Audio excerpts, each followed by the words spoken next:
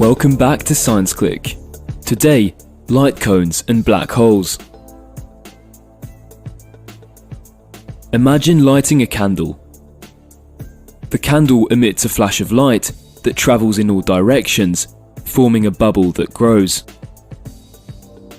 This bubble is in 3 dimensions and surrounds us completely. If we are inside this bubble, it is impossible to get out of it because we would have to exceed the speed of light. Imagine that we only perceive a 2D slice of space.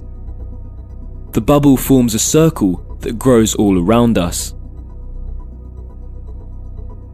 If we decompose the situation image by image, and if we stack the images one after the other, we can construct a diagram in which the bubble of light, which grows over time, forms a cone. This cone widens from the past to the future, and inside of it, we trace a trajectory through time. The sides of the cone are tilted at 45 degrees because for any given amount of time, light always travels a set distance. In 1 year, light will always travel a distance of 1 light year through space. This type of object is called a light cone. As time passes, the cone expands at the speed of light, and whatever we do, our path remains bounded by it. It's impossible to escape it. In relativity, these light cones are essential to understand the structure of the universe. In particular, they restrict cause and effect relationships. To understand, imagine an event that occurs far from Earth, such as a supernova explosion. This event won't be able to affect us until its light cone has reached Earth. Before that, no information about the explosion can reach us, since nothing can be transmitted faster than light. This explosion can only be seen and felt on Earth as soon as we enter its light cone.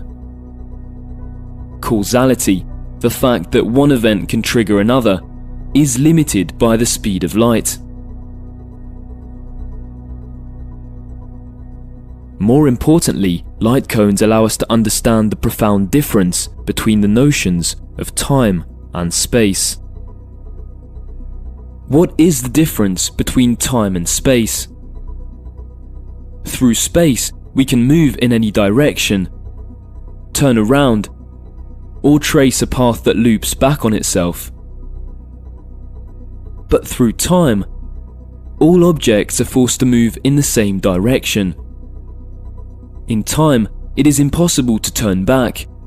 We always move from the past towards the future. Light cones allow us to clearly see this difference. Through space, we are free to choose any direction. But through time, the successive light cones force us to always move forwards. We cannot turn around because we are bound to remain within these light cones.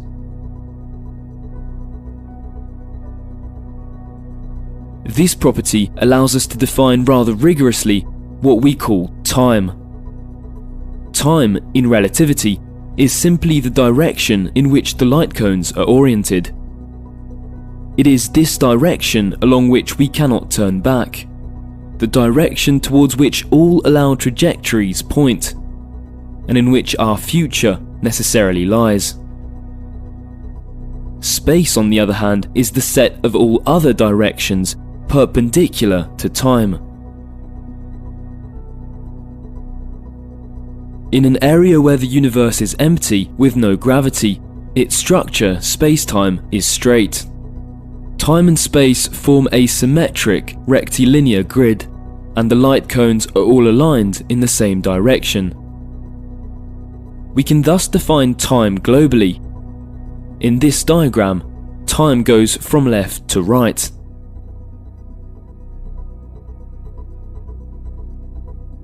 But imagine now that the universe contains a very massive body, for instance the Earth.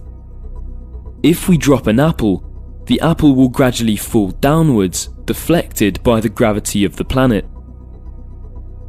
However, gravity affects not only matter, but also light.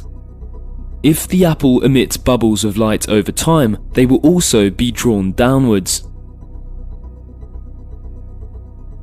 Close to a massive body, the light cones are no longer aligned with each other.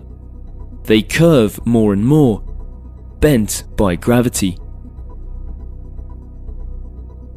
Near a massive body, the direction of the light cones curves, and in other words, time is bent towards the center of the planet. If the apple falls, although it was motionless at first, it is because its future points downwards.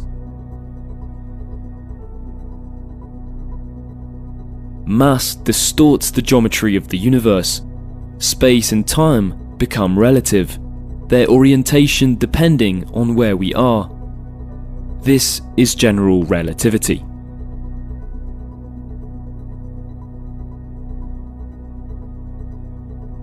The more massive a body, the more it bends space-time. But imagine a massive object that is very compact. Such a body would generate a curvature so strong that below a certain altitude, all light cones would be completely oriented downwards. If we were to light a candle in this place, all light rays, whatever their direction, would be destined to fall towards the center. This is what we call a black hole. A black hole is a spherical region of the universe, a sort of bubble in which the curvature of space-time drives all objects towards the center.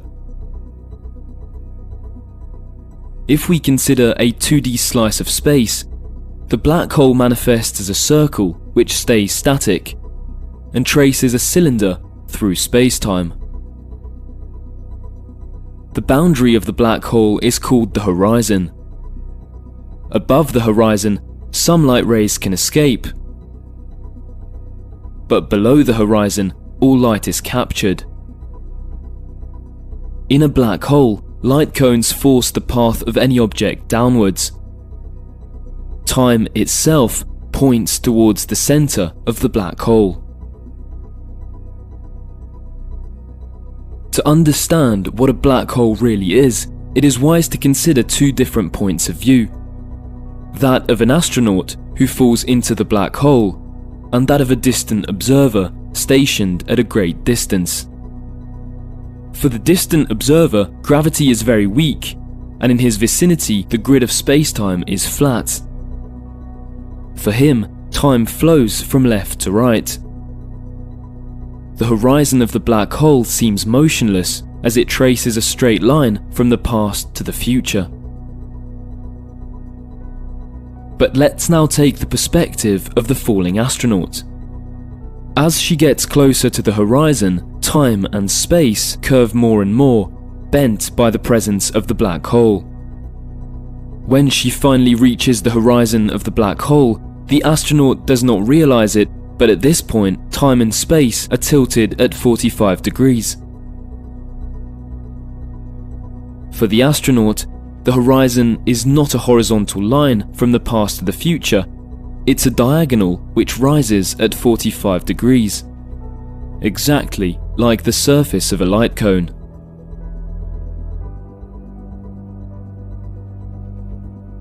While the distant observer sees the black hole as stationary, for the astronaut at the horizon, time and space are tilted, such that the black hole behaves like a light cone, which explains why it is impossible to escape.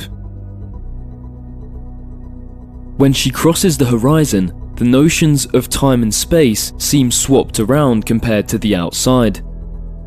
Time is now pointing downwards, which before was a direction through space. The horizon of the black hole is no longer a place in space, but a moment in our past. And the center of the black hole is no longer a point, but an event in our future, a destiny we cannot avoid. Below the horizon, all objects inevitably fall, because it is in this direction that their future lies.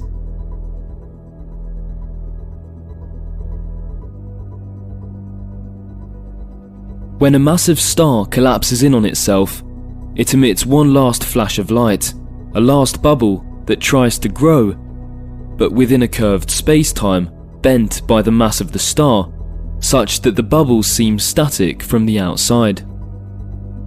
A black hole has formed. It is a light cone, rendered motionless by the curvature of space-time. If we straighten back the diagram, we recover a global direction of time from left to right. In this straightened diagram, we see explicitly that the horizon of the black hole forms a light cone emerging from the collapsing star, and from the inside of which it is impossible to escape. Once below the horizon, we are forced to hit the center, a place where the curvature becomes so intense that our models no longer work. The center of the black hole is an event in the future. Finally, if we compactify this diagram, we get a Penrose diagram, in which the outside and the inside of the black hole form two distinct regions. As soon as we cross the horizon, the rest of the universe is behind us in our past. We won't ever be able to access it again. Our only possible future is to fall to the singularity.